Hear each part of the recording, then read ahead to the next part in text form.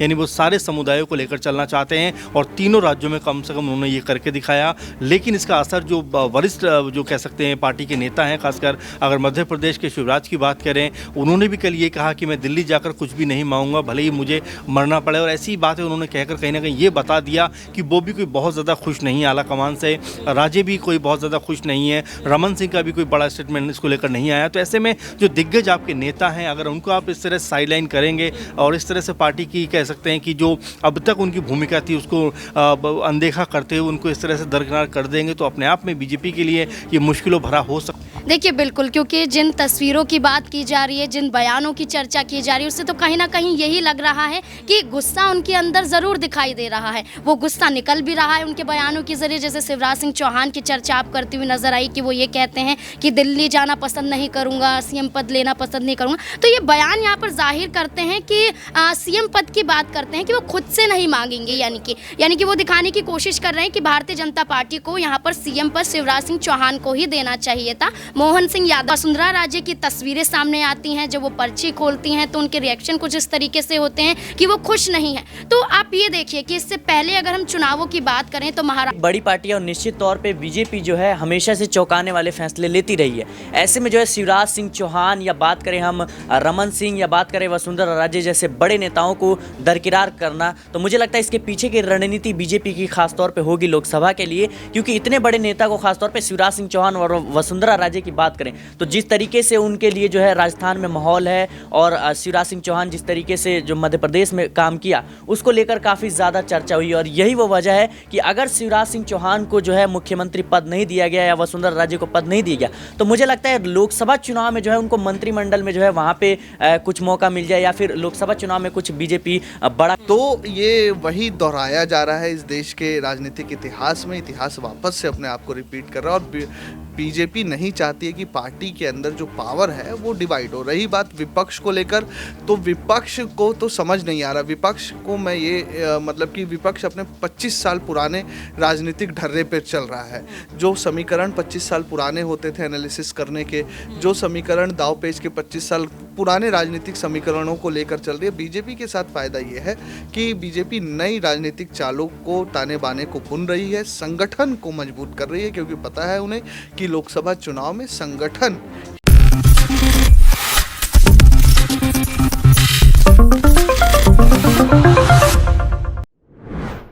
नमस्कार, next 9 news देख रही है आप और मैं हूं आपके साथ प्रज्ञा सिंह। स्वागत है आप सभी का मेरे खास प्रोग्राम सियासी पंचनामा में। 5 राज्यों के विधानसभा चुनाव होने के बाद अब भारतीय जनता पार्टी ने अपनी तस्वीर को पूरी तरह से साफ कर दिया है कि किस रणनीति के साथ तीनों राज्यों में विधानसभा चुनाव में जो जीत हासिल हुई उसके बाद मुख्यमंत्री का जो चयन है वो आखिरकार किस तरह से किया गया। तीनों राज्यों के मुख्यमंत्रियों का ऐलान भारतीय जनता पार्टी कर चुकी है और आज मध्य प्रदेश और छत्तीसगढ़ में अब शपथ ग्रहण समारोह है, जहां एक और लगातार तैयारियां हो रही है दोनों ही राज्यों में सरकार बनाने की। तो ऐसे में राजनीतिक गलियारों में कई तरह की खबरें सामने आ रही हैं। क्या वाकई में सरकार बनने से पहले गिरने के आसार नजर आ रहे हैं? क्योंकि जिस तरीके से दिग्गज नेताओं को नाराज करते हुए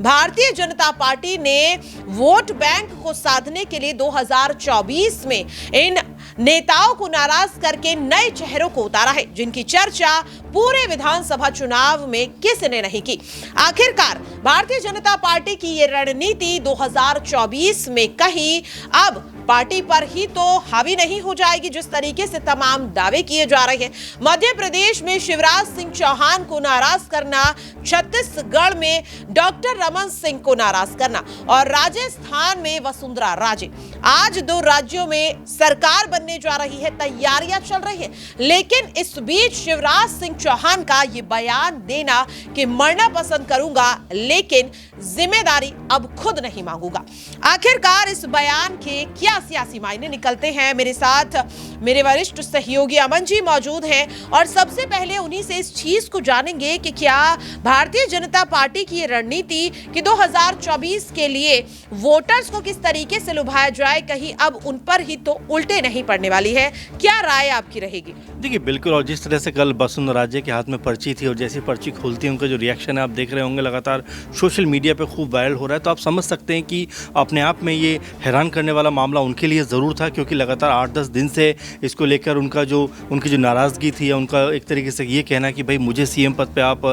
जो है एक बार फिर बैठाइए, क्योंकि मैंने लगातार 30-40 साल इस राज्य की एक तरीके से सियासी ज़मीन को सींचा है। तो ये एक तरीके से उनका लगातार पार्टी के साथ में वार तकरार का पूरा माहौल था। और आखिरकार जब कल अनाउंसमेंट हुआ तो एक ऐसा नाम निकल कर सामने आता है जो पहली बार विधायक बना है, उसको जो है एकदम से आप सीएम पद सौंप देते हो। इसका मतलब ये है कि कहीं ना कहीं राज्य को दरकिनार करना सीधा पार्टी जो आलाकमान है वहीं से निर्देश होगा, क्योंकि उन्होंने कोई स्थिति रखी नहीं, कोई भी ऐसा चेहरा रखा नहीं कि अगर मान लीजिए अनुभव होता तो हो सकता है राज्य भड़क जाती। उन्होंने ये रास्ता निकाला कि पहली बार कोई जो है विधायक बना है और हम नई पौध को जो है खाद देना चाहते हैं, नई पौध को जो है आगे बढ़ाना चाहते हैं, इसीलिए जो कह सकते हैं कि भजन लाल शर्मा के नाम पर मोहर लगी। और साथ में सवर्ण का भी कह सकते हैं कि एंगल ज़रूर इसमें रहा, क्योंकि अब तक दोनों राज्यों में आपने देखा कि वहाँ पर जो आदिवासी और ओबीसी कैटेगरी के मुख्यमंत्री थे, तो वहीं राजस्थान में एक सवर्ण को भी मुख्यमंत्री पद पर बैठाकर बीजेपी ने ये कहना चाहा कि वो सबका साथ सबका विकास की जो बात करते हैं, यानी वो सारे समुदायों को लेकर चलना चाहते हैं,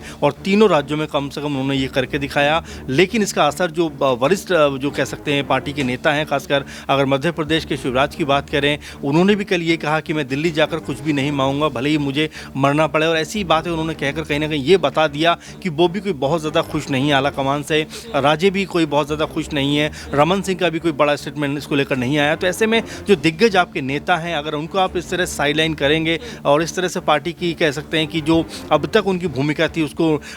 अनदेखा करते हुए उनको इस तरह से दरकिनार कर देंगे, तो अपने आप में बीजेपी के लिए ये मुश्किलों भरा हो सकता है, क्योंकि अनुभव को आप इस तरह से अनदेखा नहीं कर सकते। अच्छा अमन जी, यहाँ पर यह भी सवाल रहेगा कि अगर शिवराज सिंह चौहान की बात करें तो कहा जा रहा है कि आखिरी वक्त में उन्होंने जो मध्य प्रदेश में मास्टर स्ट्रोक खेला, जो थी लाडली बहना योजना, उसके आधार पर ही महिला वोटर्स ने भारतीय जनता पार्टी को इतना ज्यादा वोट दिया है। और ऐसे में अब शिवराज सिंह चौहान का मुख्यमंत्री ना बनना, कहीं ना कहीं महिला वोटर्स के बीच ये डर है कि जिस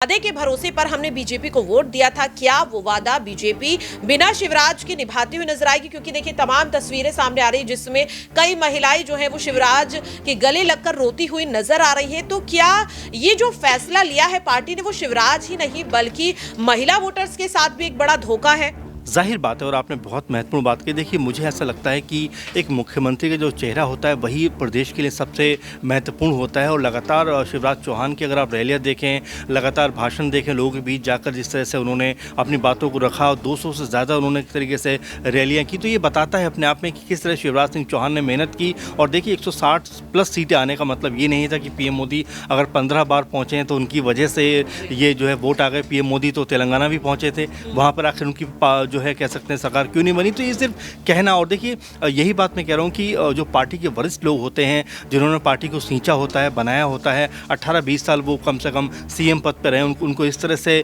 अनदेखा करना मेरे ख्याल से मुश्किल भरा हो सकता है बीजेपी के लिए। क्योंकि जिस तरह का स्टेटमेंट शिवराज का सामने आया वो भी ये बताता है कि बहुत ज़्यादा खुश नहीं है अब आने वाले दिनों में, क्योंकि 5-6 महीने का वक्त है तकरीबन वो लोकसभा इलेक्शन को। तो ऐसे में बीजेपी कैसे उनको मना पाएगी, कैसे उनको साथ लेकर चलेगी, मेरे ख्याल में ये देखना अहम होने वाला है। क्योंकि आज दोनों ही राज्यों में यानी कि छत्तीसगढ़ और मध्य प्रदेश में सरकार बन जाएगी, शपथ ग्रहण समारोह हो जाएगा। इसके बाद किस तरह से जो आपने कहा कि तमाम सारी योजनाएं, खासकर लाडली बहना योजना जो है, जिस तरह से महिलाओं के साथ जुड़ी, क्या उसको जो नए मुख्यमंत्री हैं उसको बेहतर तरीके से चला पाएंगे? और क्या जो बीजेपी ने अब जिस तरीके से यहाँ पर जो बहुमत हासिल किया, क्या ये लोकसभा में भी उनके काम आएगा? क्योंकि मुझे याद है 2019 में भी लगभग 27-28 सीटें यहाँ से बीजेपी ने जीती थी, राजस्थान से भी पूरी की पूरी 25 सीटें जीती। तो ऐसे में महत्वपूर्ण यही होगा कि क्या एक बार फिर इन कह सकते हैं नए मुख्यमंत्रियों के सहारे बीजेपी वो जो लोकसभा सीटें थी उसको रिपीट कर पाएगी।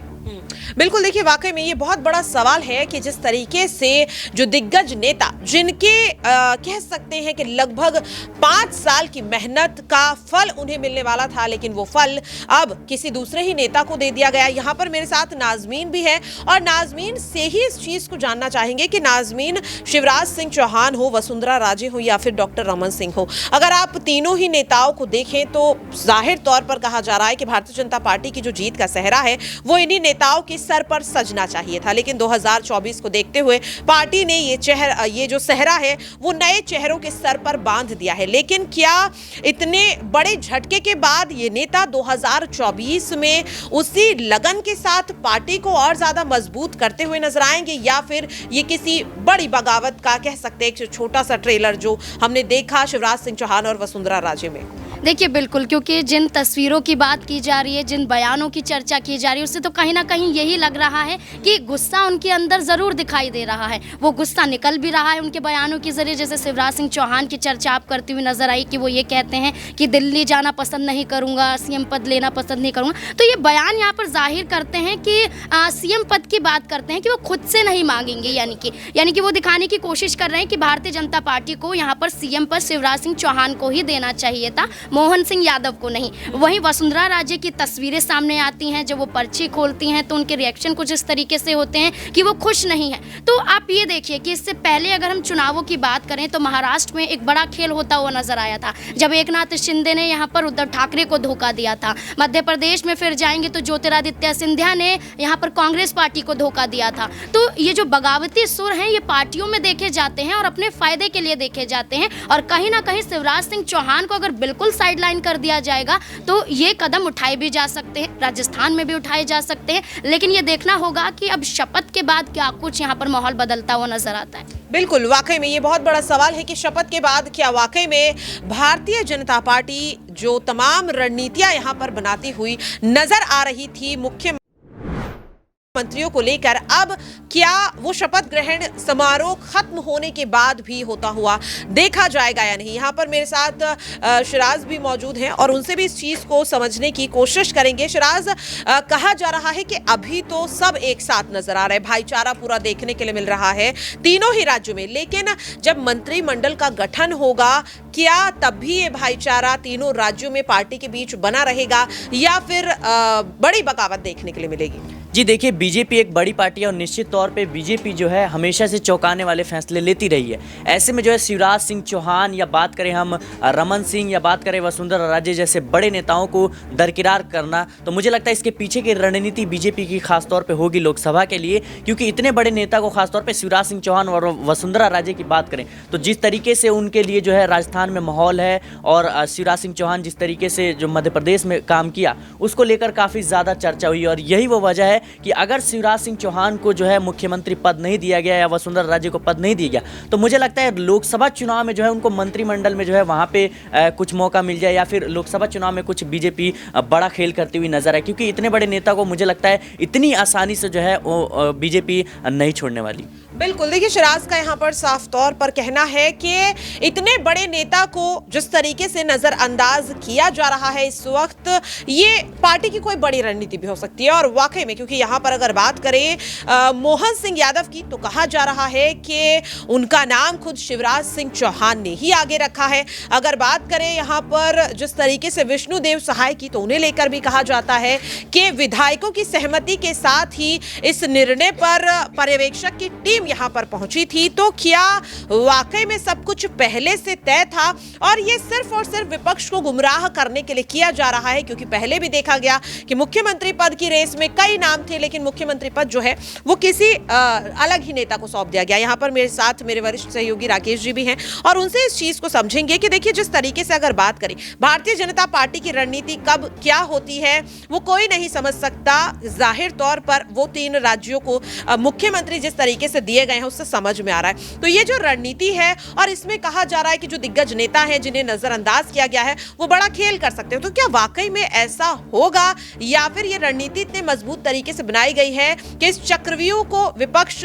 तोड़ ही नहीं पाएगा, उन्हें सिर्फ और सिर्फ फंसाने की कोशिश भारतीय जनता पार्टी की इस रणनीति से की जा रही है? देखिए प्रज्ञा, जिस तरीके से तीनों ही राज्यों में एकदम नए चेहरों को मौका दिया गया है, इसमें सबसे पहली बात तो बीजेपी ने इस बात को साफ कर दिया है कि जो व्यक्ति संगठन के स्तर पर काम करेगा उसको पार्टी में अब तवज्जो मिलेगी। दूसरी बात, बीजेपी ने जो एक मोनोपोली होती है, एक नेताओं की मोनोपोली, तो वो भी तोड़ने की कोशिश की है। वसुंधरा राजे हो, शिवराज सिंह चौहान हो या रमन सिंह हो, दिग्गज नेता बीजेपी के, लेकिन आज हाशिए पर खड़े हो गए। ये जो अनुशासन नाम की जो तलवार होती है किसी भी दल में, वो एक समझिए कि एक पेड़ को काट सकती है घास की तरह और एक घास को पेड़ की तरह तटस्थ भी कर सकती है। ये हमने देखा इन तीनों राज्यों में जिस तरीके से बीजेपी ने मुख्यमंत्री का चेहरा दिया। और तीसरी बात जो ये है कि सेंट्रलाइजेशन ऑफ पावर, वो बीजेपी ने साफ कर दिया कि सेंट्रलाइजेशन ऑफ पावर कहाँ है, वो दिल्ली में है। दिल्ली से राज्यों की सरकारें चलेंगी। ये कुछ ऐसा ही है, लगभग मैं आपको बताऊं कि ये 1962 का दौर, जब नेहरू अपने अंतिम समय में थे और जब नेहरू का देहांत हुआ और कुछ दिनों के लिए इंदिरा गांधी आई, फिर शास्त्री आए और फिर इंदिरा गांधी आई, तो ये वही दौर है कि इंदिरा गांधी ने भी इस तरीके से शासन किया है। राजीव गांधी के दौर में भी इस तरह का शासन देखा गया है, सेंट्रलाइजेशन ऑफ पावर। तो ये वही दोहराया जा रहा है इस देश के राजनीतिक इतिहास में। इतिहास वापस से अपने आप को रिपीट कर रहा है और बीजेपी नहीं चाहती है कि पार्टी के अंदर जो पावर है वो डिवाइड हो। रही बात विपक्ष को लेकर, तो विपक्ष को तो समझ नहीं आ रहा। विपक्ष को मैं ये मतलब कि विपक्ष अपने 25 साल पुराने राजनीतिक ढर्रे पर चल रहा है। जो समीकरण 25 साल पुराने होते थे एनालिसिस करने के, जो समीकरण दाव पेच के 25 साल पुराने राजनीतिक समीकरणों को लेकर चल रही है। बीजेपी के साथ फायदा ये है कि बीजेपी नई राजनीतिक चालों को ताने बाने को बुन रही है, संगठन को मजबूत कर रही है, क्योंकि पता है उन्हें कि लोकसभा चुनाव में संगठन ही उन्हें जीत दिलाएगा। मैं छोटी सी अंतिम बात ये कहूँगा कि इस देश के राजनीतिक इतिहास में पन्ना प्रमुख कभी नहीं देखा गया, लेकिन बीजेपी ने इस बार पन्ना प्रमुख जैसे पद भी पार्टी के अंदर सृजित किए हैं और उनके साथ पीएम मोदी का डायरेक्ट कनेक्ट रहा है। एक टाइम पे कांग्रेस सेवा दल इसी का था, लेकिन आज के टाइम पे कांग्रेस सेवा दल सिर्फ गांधी परिवार की सेवा में लगा है। संगठन के स्तर पर कांग्रेस लगभग खत्म हो चुकी है, जिसकी वजह से बीजेपी को ये पॉलिटिकल वॉकओवर मिल रहा है। और जब तक संगठन मजबूत रहेगा, बीजेपी भले ही किसी को भी सीएम बनाती रहे, पॉलिटिकल वॉकओवर मिलता रहेगा उन्हें। बिल्कुल, वाकई में देखिए ये बहुत बड़ी बात है और कहीं ना कहीं 3 राज्यों में मुख्यमंत्रियों के ऐलान से ये बात साफ हो चुकी है कि चाहे मुख्यमंत्री पद किसे भी सौंपा जाए, लेकिन जो राज्यों की सरकार है उनका संचालन केंद्र से ही होने वाला है। अब ऐसे में देखना ये होगा कि जो लगातार कयासों का दौर चल रहा है मध्य प्रदेश, छत्तीसगढ़ और राजस्थान को लेकर कि ये बड़े दिग्गज नेता कोई बड़ी बगावत यहां पर 2024 से पहले कर सकते हैं। क्या वाकई में ऐसा होता हुआ देखा जाएगा या फिर 2024 के लोकसभा चुनाव में भारतीय जनता पार्टी की ये रणनीति पूरे के पूरे विपक्ष को चारों खाने चित्त करने का काम करती हुई नजर आएगी? फिलहाल के लिए मेरे इस खास प्रोग्राम सियासी पंचनामा में आज के लिए इतना ही। कल फिर होगी किसी नए मुद्दे को लेकर आप सभी से मुलाकात।